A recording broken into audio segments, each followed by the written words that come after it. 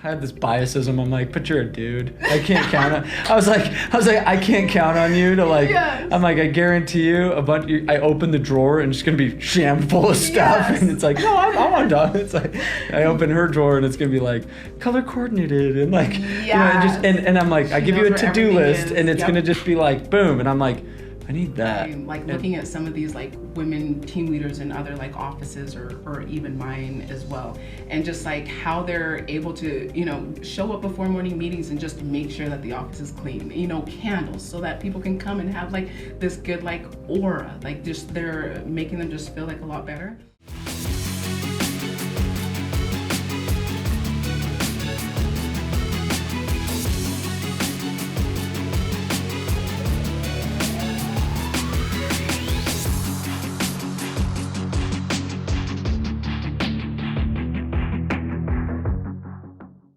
But it's crazy, like people don't recognize that there's been this, I want to say global shift. So you think, okay, this is the question, ready? And that's kind of a new topic. Yeah. 60s, the 50s, how was the women portrayed?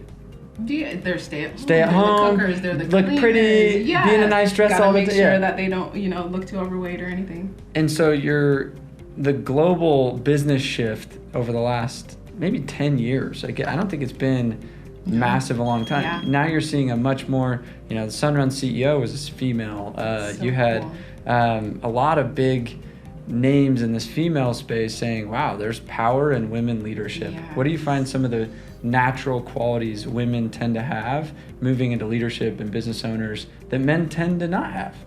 One thing that's super big to me is I feel like women, like, they pay attention to the little details. Like it's the little things that matter. I'm like looking at some of these like women team leaders in other like offices or even mine as well, and just like how they're able to, you know, show up before morning meetings and just make sure that the office is clean, you know, candles so that people can come and have like this good like aura, like just they're making them just feel like a lot better. But one, I feel like detail. Two, definitely they're gonna empathize a lot more for sure than men. And three, we just get shit done. I feel like if there's gonna be a task given to us, you better believe that it's gonna be done, and we're gonna come to you and be like, what's next? You know? I was hiring for like a kind of a chief of staff role, and I had this biasism. I'm like, but you're a dude. I can't count on. I was like, I can't count on you to like. Yes. I'm like, I guarantee you a bunch. I open the drawer and it's gonna be jam full of stuff, Yes. and it's like, no, I'm on done. It's like, I open her drawer and it's gonna be like color coordinated and like, you know, Yes. and I'm like, I She give you a knows where to-do everything list is. and it's Yep. gonna just be like, boom, and I'm like, I need that. And running a business, if you're working for a business, which would you rather work for? Definitely a woman all day long. Yeah, you're just like, I told him, I was like, guys, I'm going to hire more females to do this. love it. And just because it's a natural skill that it's like kind of lost in some businesses. Yeah. And even here, like you come in and we're trying to like, okay, where's the thing? And Yes. yeah, it's Like all the guys are scrambling, I know, we're like, like, looking around. how was this set up before? Like, it's just like, no, and Suli's over here like, I would have done it like this, boom, boom, boom. No, I'm just I'm horrible kidding. too. I'm just kidding. So I guess the next question would be, where's the mission going? Like Female Knockers Unite. You know, I think we're gonna do something cool at Door to Door Con, which will be fun. Yes, we are. So where's it going? So for me, it's like, and I was telling Sam this before, like off camera, like I truly have like always, when I started this, I actually went to the CEO of my company before I became the #1 rep in the company that I left. I was like, hey, like we should create like a program. We should do something for women, whether it's like, hey, we're gonna do like weekly book clubs or just like anything to help them feel like welcomed into the space. And not that they were unwilling, but it was just like, now is not the time. Like we need to make more money, not spend money, like type of thing. And you know, just kind of left it into the back burner. And then during that entire year with like COVID and things like that, and I just went out there and knocked and ended up being like the #1 rep for the entire company, period. And so as I transitioned, and this is postseason, I'm like, and different women are reaching out to me, I'm like, you know what, I'm just gonna start it. Like I may not be as cool as like, Sam or Danny or these people who are like having coaching programs and doing like all these things, but I'm gonna start somewhere, and it's gonna be a little bit like crappy because it's just like, just all my own efforts. And so found a couple guys who no one didn't really know to be able to like do the camera work and talk to some people, and I was getting coached myself. I'm like, how can I be a coach? And went and paid and done all these things so I can give back to people for free. And so come my last summer knocking pest control, I just started like Sales with Suli. I just started like a one-on-one coaching program where I basically just like sent out this little like flyer that I'm sure people like laughed about, sent it to like different like male leaders, and was just like, hey, I'm gonna do twice a month where I'm gonna be like coaching, prepping them for the summer, and then during the summer I'm gonna help them overcome the emotional and mental aspect of being a woman in this space, and how we're gonna like just put that aside and level up. And then for the very last portion is how we're gonna finish strong and then transition into moving out and being able to bring other women into this space. And so this was this program that I started. And anyways, and so I sent it out to some of the regionals and things like that, and they ended up like paying me to actually coach some of their girls. And I'm like, wow, I want to do this for like not just them. And it's not, I wasn't getting rich. I was probably only charging like $125 a session twice a month, 45 minutes long. But the impact and the letters and the emails that I was getting back from these women was worth more to me as they were implementing it. Yes, I was like, someone wants to listen to me? Like, okay. And so I actually started off with just 15 women. I had a couple in internet, had a couple in alarms, had a couple in solar, had a couple in the majority from pest control, because that's what I knew. And so as I started with 15 girls, and then I didn't realize that there was going to be a waiting list, and I'm like so overwhelmed that I felt like a hypocrite. I am like, how is someone that only knows one industry coming and thinking that she is like the shit and can train anyone wherever? But the concepts that I were training had nothing to do with pest control, alarms, solar, all that. It was just, there's a lot more things that us as women need to be taught and need to understand emotionally, like mentally, to truly prep us for the summer. Those were the things that I was focusing on. So as I was like coaching women from different industries, and I'm like, okay, Suli, well, you can't be a hypocrite. You need to go and kind of try out these other companies as you're figuring out how you can coach them better. So I went and did alarms for like a week. I was definitely humbled. I fell flat on my face. Like, those of you women and men out there doing alarm, like, I look up to you guys a ton. Like, that was awesome and humbling. And then the following week I was like, well, I gotta go do a blitz for Dish, since I'm coaching a girl from Dish. And I was like, oh my gosh, this is awesome, but you guys aren't getting paid enough. Like, this is like easy. And I was able to help her shift just with like the mindset of how you're gonna be going to actually like help them mentally with like the different things that a customer is gonna be needing on the doors. And then last, I hadn't done solar. And so I had a girl who's like, I'm the only female rep on this team. Like, I love my team leader. Like, I respect him. Like, I would never leave him. Like, I like it here, but I don't think that they understand me. And I'm like, so do you feel like because your team leaders is a guy and they don't understand you, that that's affecting you on the doors? Like, I wanted to shift her mindset to where the blame wasn't going to be on her team leader. The blame was just going to be like, not even a blame, like just removing the shame. It's just like, you have to shift your mindset. And she was like, well, I've done it. I had been working with her for like a month, and I was like, well, I'm going to come out there and knock with you. I'm going to figure out, I've never done solar, but we're going to do it together. And another humbling experience. So I get out there and I'm, teaching these women like how important mindset is. And I fall flat on my face like the first 3 days. As I'm here coaching, women are paying me, the regionals are paying me. I'm like, I have to make this work. And so 3 days, I had no sets, like no deals, like, and I'm self-genning at the first company that I was with. And then the last 3 days, I get up and I'm like, I do not care who's gonna help me and who's not. I'm gonna go and show this girl that I'm gonna get deals. I ended up selling 3 deals, and in those 3 days, left with 27 grand. And I was like, that was definitely a fluke. I have to come and try it again. And so I come back the following week, or following month, with that mindset of just like, even though there was no training, like, this company gives you 1 t-shirt because they expected people not to come back. And this was the environment that she was in.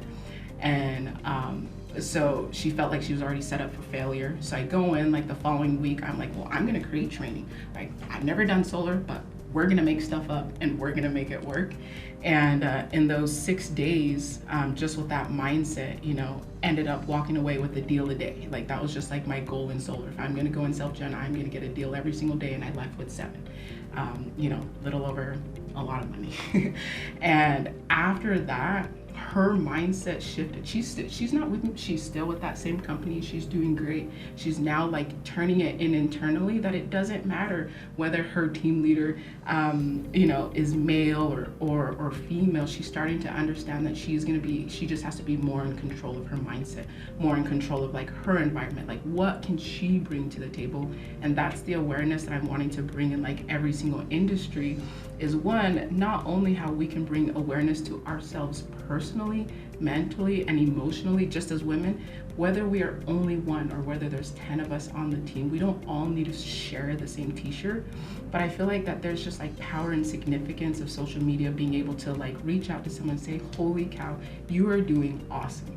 Like, holy cow, like you've got like 12 deals today and I don't even know you.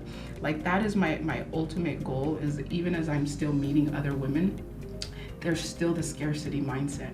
And I want to eliminate all the mindset that I came into the industry with, because I want women to be able to see more abundance. I want all of us to not just blame our circumstances, not to blame our team leader for not being empathetic, but how is it that we can actually bring value as women and show them that we're needed, you know, in this space type of thing. So, I love that. Yeah. Thanks that's a long answer. No, but that's the passion. I mean, I have my same motive, right? Yeah. And it's very aligned, you know, and that's why I was excited to get you on the podcast and start doing some stuff together. But no, we need to. It was just, I was so sick of even just any rep, male or female, coming into this industry and just not getting the tools, not getting the support, not getting the culture. You know, you work for a 5-man little teeny roofing company or a solar company, and it's like, your expectation of this whole door-to-door world could look like this, and you're like, well, door-to-door is not for me. I'm like, wait a minute, your taste of it was the other 4 people suck, like, and so I was just like, look, is there a platform we can make to where, you know, we have Survivor going on right now. It's an industry-wide competition. We have the National Knocking League that finished. It was like crazy. Dope. And it's like, we've built these dope industry competitions and door-to-door con where it's an industry celebration where we have... And I feel like you're like making tools to where like even in their small little world, it's like they have help. They like, feel like... support. They feel like they're part of a bigger tribe. Like, you know, it's funny, like, we had a client of ours, they had 5 people compete against the biggest roofing company in the industry, and they're 5 people, and they went head to head, and they almost won. Like, the little 5. Yeah, like, but to them, they didn't even know, like, numbers that these guys were throwing out. Like, they were doing an average of, like, 5 every 2 weeks, and by the time they were done with the competition, they were doing 50 every 2 weeks. Like, it was, like, a 10x. I need you to come to my squad. Yeah, like, and we were just, like, only because it brought new light to a small world, right?